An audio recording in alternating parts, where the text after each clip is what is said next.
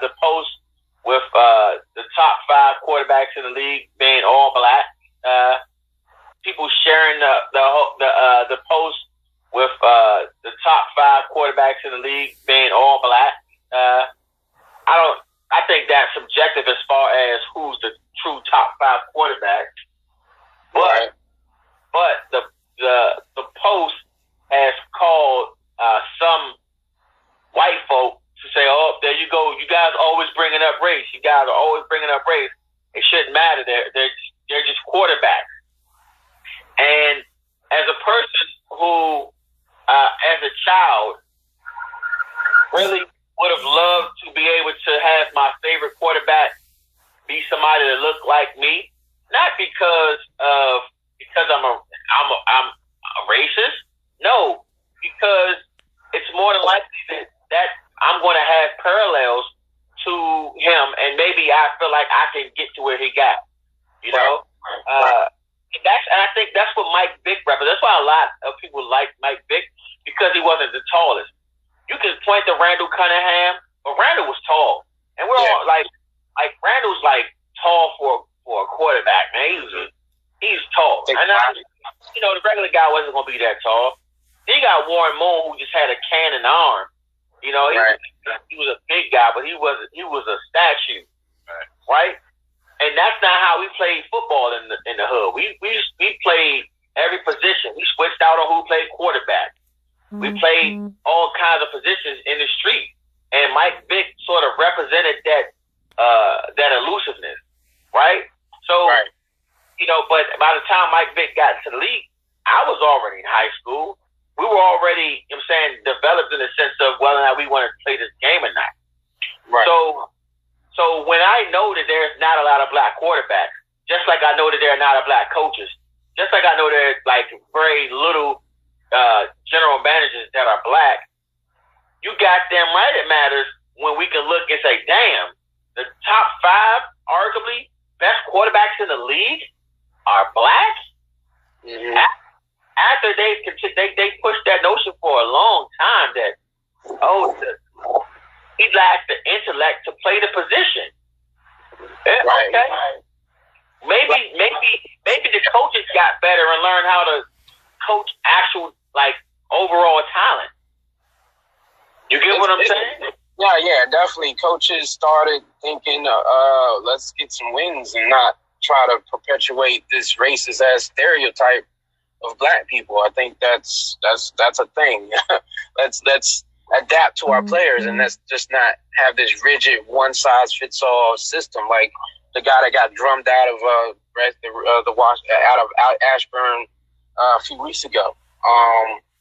It's we've been America's been playing football for a little over 100 years. The foundation is racist. Many teams that was called Redskins because they used football to assimilate Native Americans. Everything about forming a team. The head coaches are usually white because they are the smartest. And there's no Howard Bryant brought this up on Twitter earlier when we were talking about Lovie Smith or even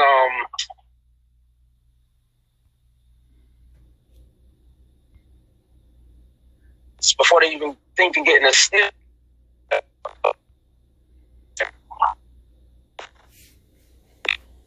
NFL team or Brian Schottenheimer, or Cal Shanahan, which, of course, Cal Shanahan has proven that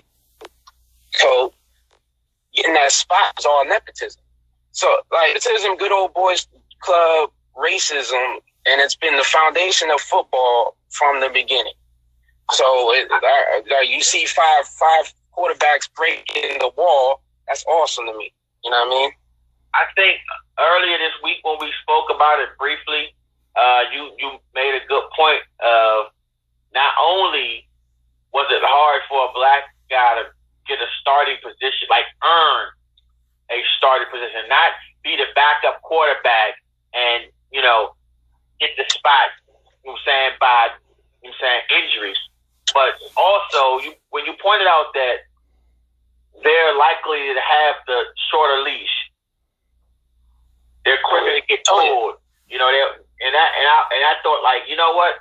I hadn't even thought about that aspect of it, but because you know what, that part I only really related to coaches because I felt like, you know, normally coaches leash is short. I mean, you know what's good is because now we can sit back and watch in Cleveland where Hugh Jackson, I think, is one of the better coaches in the league. I think he's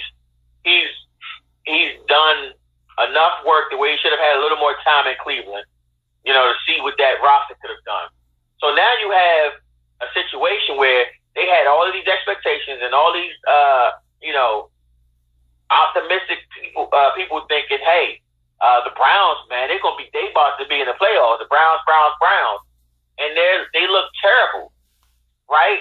And I'm just, and now Baker Mayfield looks terrible, right? Right. Like, not only do you bench Tyrod Taylor, but where's Tyrod Taylor now? You know what I'm saying? So not only does Tyrod Taylor was good enough to start over this kid a year ago, but now he's not even playing. I don't think he's on the squad. That's my whole point. Whole point. Yeah, no, I agree. I agree 100%. Like, and I'm not saying Tyrod Taylor is, you know, the next coming of anything.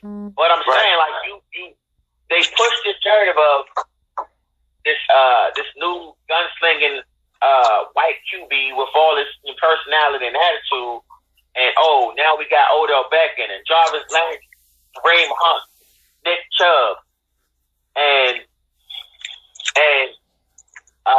you know, it's falling apart. And you take it. Ro just pointed out to me that Tyrod Taylor's backing up Phillip Rivers in San Diego, and last time I checked, he sucked. Yeah. So you flip the script. If Tyrod Taylor was playing the way Phillip Rivers was playing right now, Phillip Rivers would start over Tyrod Taylor. Tyrod Taylor wouldn't have lasted that long. So I definitely agree with what you're saying as far as how black quarterbacks don't get that much time under Simmons. They're not performing. Right. And they don't get a lot of second, third chances, bro. Like it's one and done. If you like a Vince Young, you get a chance and a half to stay around. But you Chase Daniel, you get 10 years to be on a bench. You know what I mean? So